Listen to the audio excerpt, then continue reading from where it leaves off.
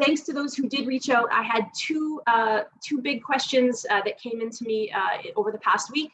The first was regarding pain, which I think is always, is always a giant asterisk that happens from time to time for all of us, and that's something to be taken seriously. So I'm going to reiterate. I had mentioned this earlier, but I really want to stress this. Putting practice shouldn't be painful, but it can be one of the most painful elements of our practice. And that's because if we're not careful, we can be in a sustained flex stance where we're really trying to stay still and execute putt after putt. So I'll give you a couple strategies. My first suggestion is to, rather than have, especially in the off season, try to make sure that you don't have a pile of balls that you're just, scrape and then putt, scrape and then putt, scrape and then putt.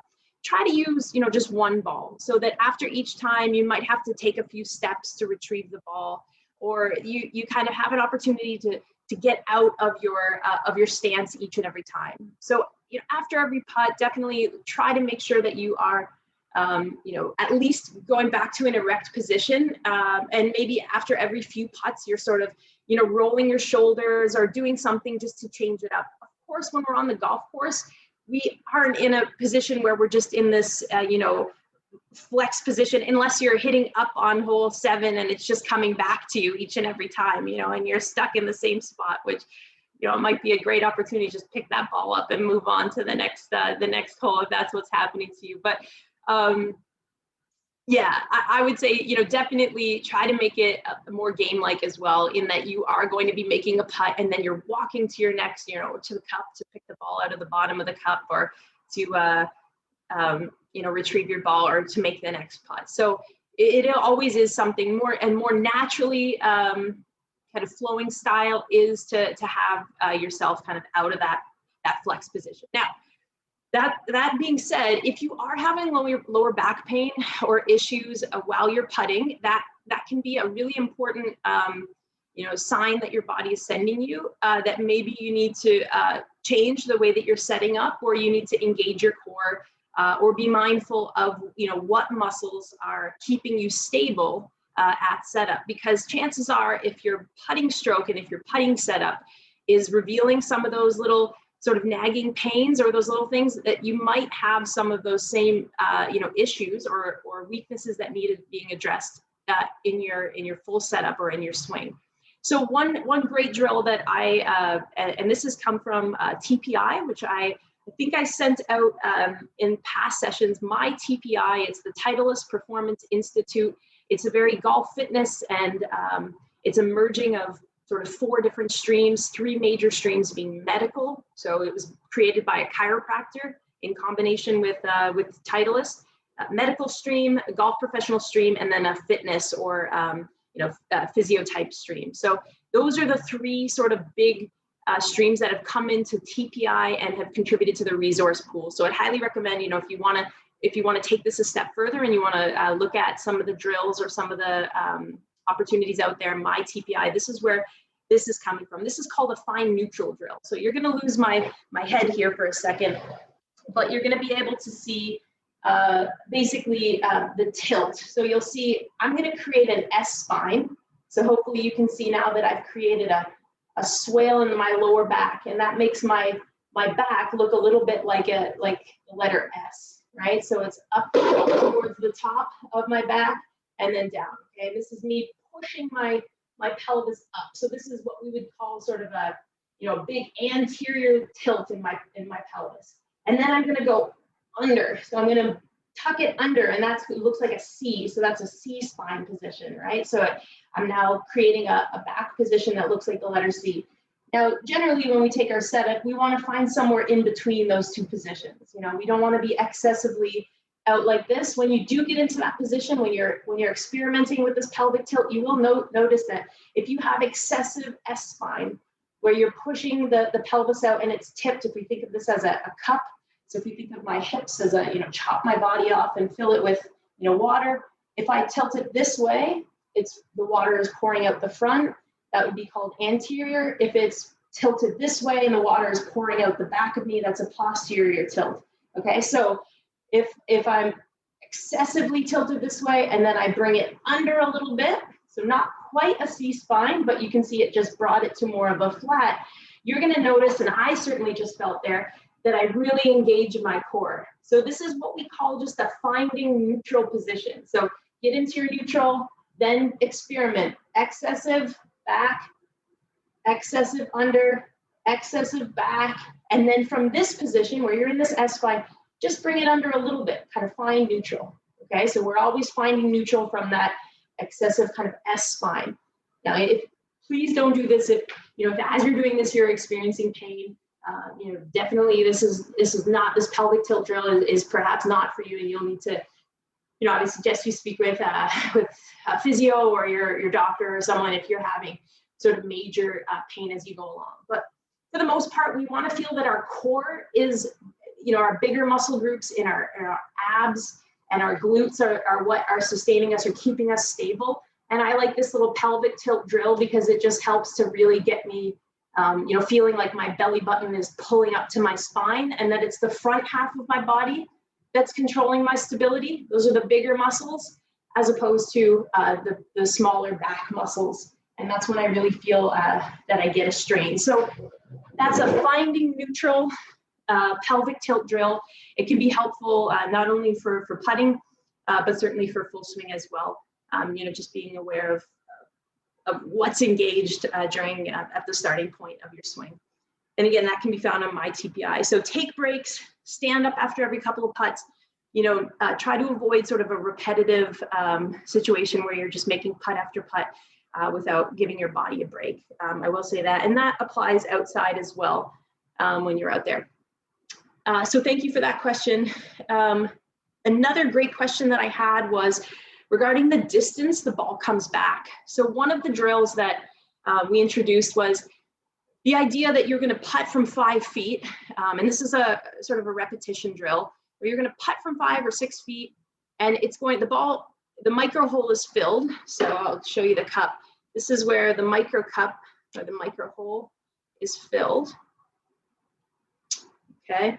And this ball is going to go up and it's just going to return to you. Okay. Now, as it's returning to you, the distance that the ball comes off of the ramp or off of the training cup is going to roughly approximate how far that ball would have gone, the speed that it would have gone beyond the cup. Okay. So this is where, we have to be mindful of, yes, the goal is ultimately to get the ball into the cup, and we want to increase the times that we hit this. But if it's hitting this and it's coming back and it's going past like 4 feet, certainly beyond 2 feet on a regular basis, our speed is probably a bit up. It's probably up speed to where we want to be, and we want to aim for approximately 2 feet kind of max. So that second sort of hash mark on the mat, at least for 5 or 6 feet, we really want to be working towards that. So I got a great question, and it was about, sometimes it hits this, it's hitting, it's, reaching our objective, but then it's coming back at, for one time it'll be a foot, the next time it'll be 3 feet. So work on trying to get that to come back within 2 feet, approximately 2 feet. I'd say it's going to be tough for you to get it from a 6 foot putt distance to stop at a foot. So I'd say about 2 feet is probably a good marker, but certainly no farther than like 2.5 or 3 feet. We really want to make sure that it's coming back consistently every time. So that was a great question. That's with the micro hole filled, so the ball will return to you. The other question that was sort of a two-parter that came in was about what if it's hitting the edge of the cup? So if you feel your cup, you know that it's not flat. It's got some ridges on sort of the lateral edges of this cup. Okay, now you can actually hit the side, and because of the design, it's going to loop back in. Now, if you have the right speed and you're outdoors and it hits the edges, you might get lucky and it might kind of do the old, toilet flush kind of a ball going in. But if it's up speed and you're hitting the edges here and you're outdoors, those balls might not be dropping for you. Okay, so that's also something to consider. If you notice that you're hitting this cup on the outsides, it's going to return to you because it's contoured to bring it back to the middle, but that's not necessarily the case when we're outdoors. So just watch that. First, I would say make sure that your putter face is nice and square. So the individual who reached out with the question, it was a great question. It said, I'm consistently hitting the center and I'm hitting the cup, which is great. And I'm really taking efforts to make sure that my putter path or the stroke path is straight back, straight through. But I'm finding that I'm still hitting the edges of the cup rather than the center of the cup. And as a result, not getting the ball to stop in the micro hole. I would say that's a very common piece of feedback and a good one. So the clue is if you feel certain, using the lines on your mat to work on your putting stroke, and that there's, it's not because you're deviating the stroke and because you've got a big wide arc that is uncontrollable, it's likely just a difference in 1 or 2 degrees of the putter face. And this is where with putting, we have to fine tune this element. So one good way to practice in terms of putter face control, or making sure that we're kind of getting, holding that putter face nice and square, is, just set up a couple of tees on either side of the putter, and then just try to hold that face nice and square, as opposed to having it sort of move around. That's one way. The single hand drill also helps to keep the putter face just nice and square. You'll see the wobbling a lot more if you've got sort of a hand that's a bit weaker than the other. Yeah, there's another drill actually you can use. Just find it here. So I'm going to use this example. I've got a cat sort of laser toy. Okay. Now you could put like this is great because you'll see that it shoots behind me here. So I'm going to shoot it on the door. I can shoot it at the actual putting hole. Now you can put this on the center of your putter. You can also use a flashlight. Actually, I did have a great piece of feedback that came in last week about a member who was putting a flashlight on the top of the putter, okay, like so, and then just taping it on there and pressing, and turning it on.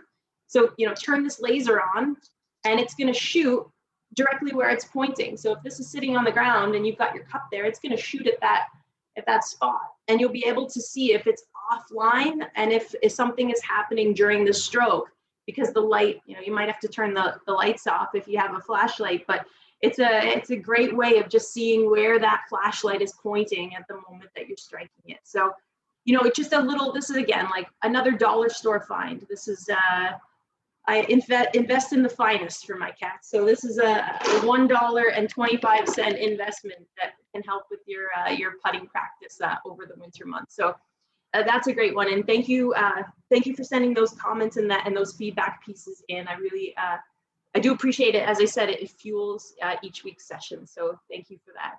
Are there any questions before we move on? Any questions about things that have, questions that have arisen over today's conversation or from last week? Feel free to unmute yourself or type it into the chat if you do have any comments or questions.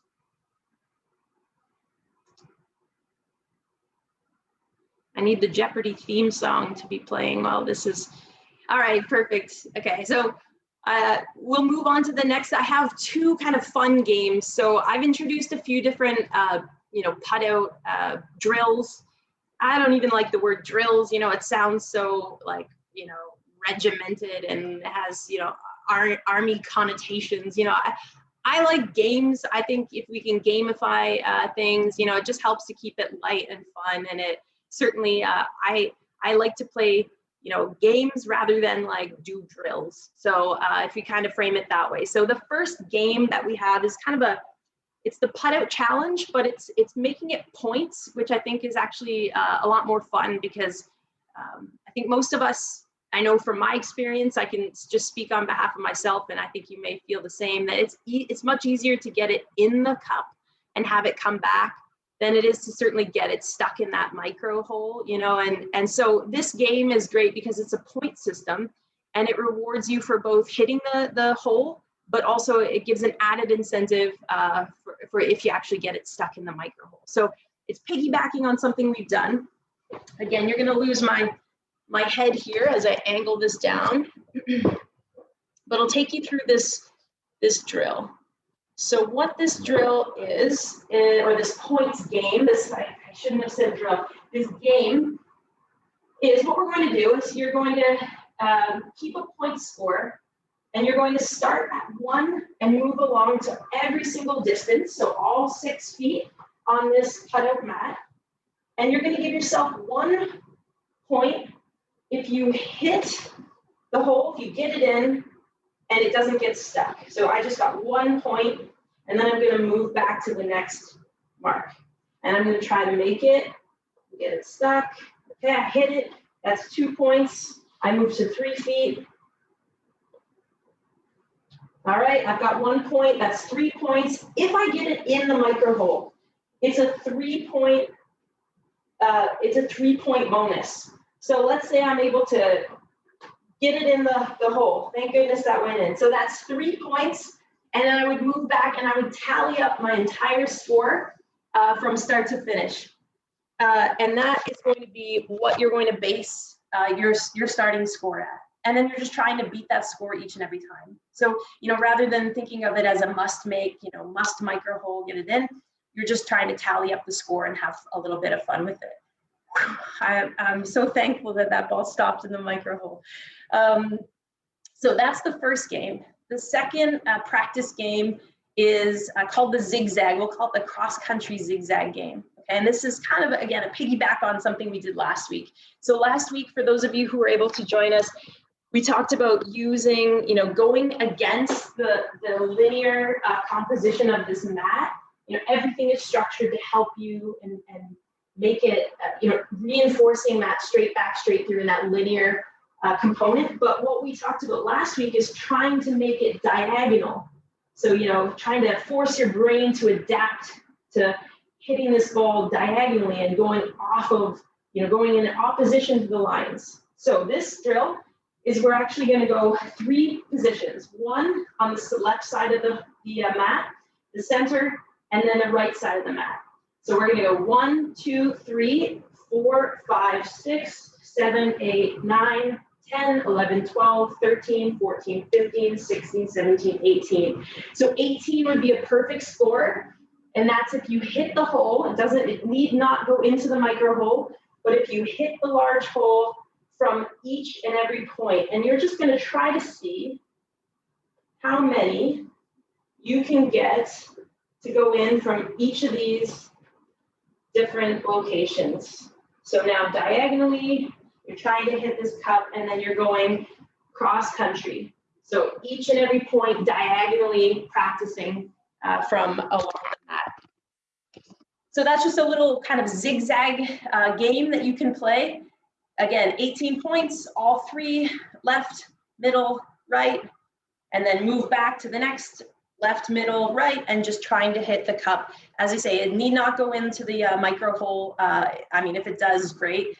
That can be the next. We'll level up and move to that for the next part. But certainly just really training yourself to go opposing to the linear composition of the mats. Okay.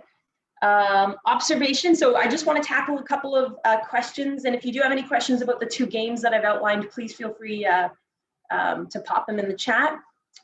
This is an observation that just came in that said the S and the C spine that I demonstrated are similar to the cat and cow positions in yoga. Yeah, absolutely works the same lower spine, and yeah, great exercises. Yeah, thank you for that observation.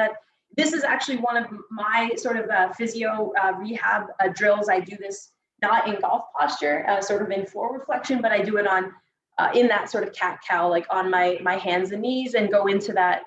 It's fantastic. It's a really great exercise. So I'm glad you agree, Joan. It's great. And then especially in that golf posture, because when we're standing upright, it's easy. When we're on our hands and knees, it's a little easier.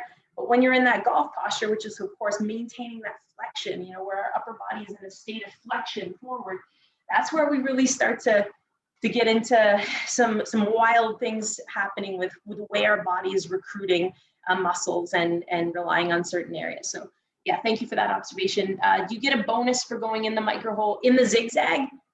The zigzag, no, because it's just about going cross country. I mean, you get a personal bonus. I think you should feel, really proud of yourself if you do get it in that micro hole. But because it's coming at an angle, I think especially towards the latter half, you might find that it actually gets like almost impossible because it's coming in from the angle that it is, and it might actually deflect when it hits the side of the cup. But as long as you're hitting the cup, but by all means, I mean, celebrate your successes if you do find that it goes in the micro hole.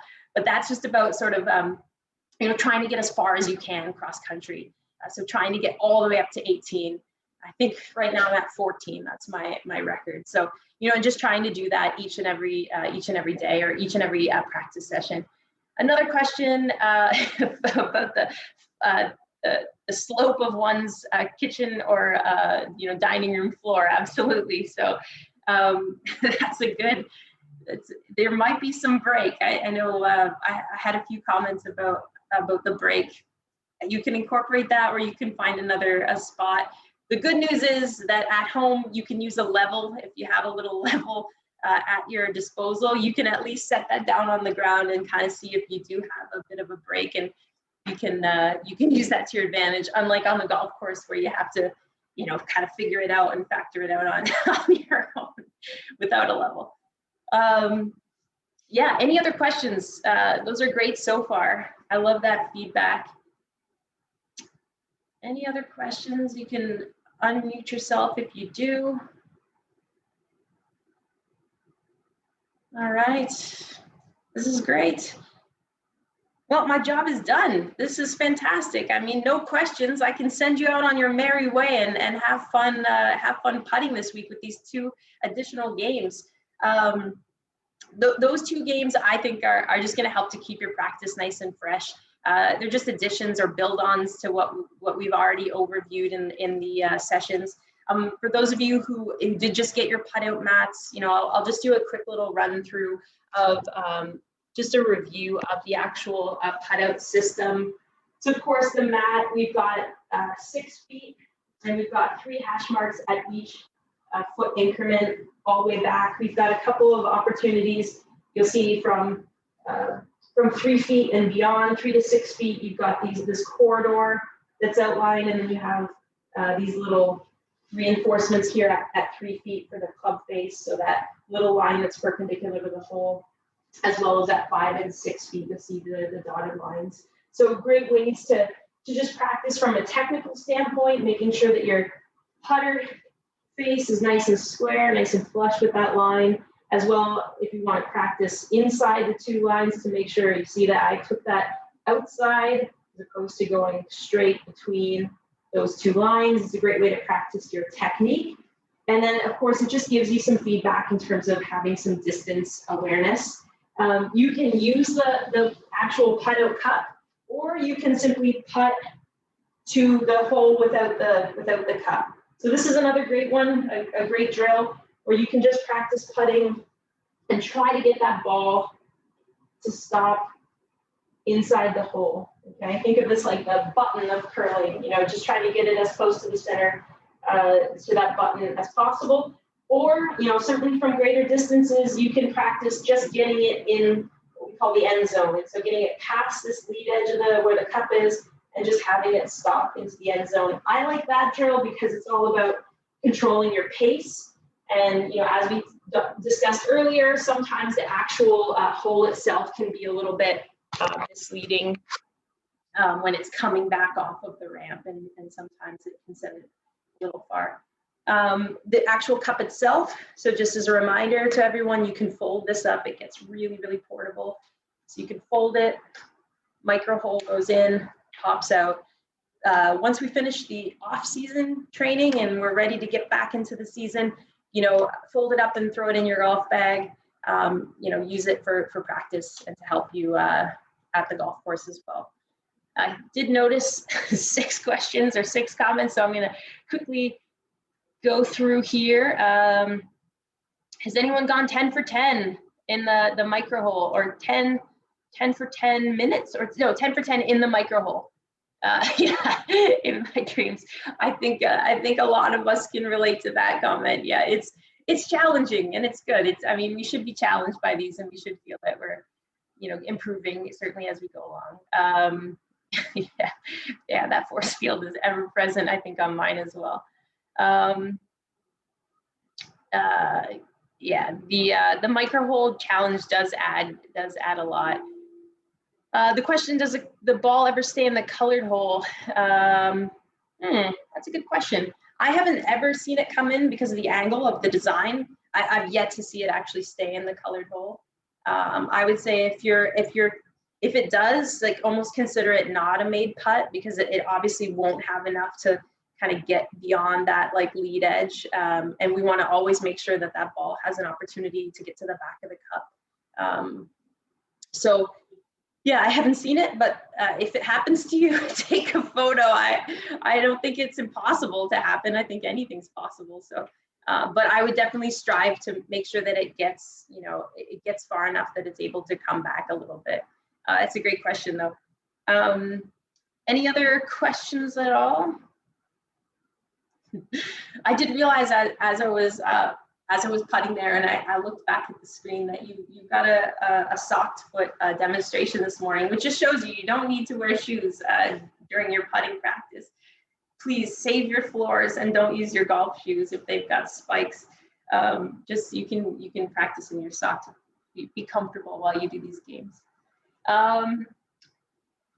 If there's no other questions, then I may dismiss the class early this week. This is what a fun. I remember it wasn't long enough ago that I was in school, and early dismissal was a good thing, you know. So maybe I'll set everyone free for the week.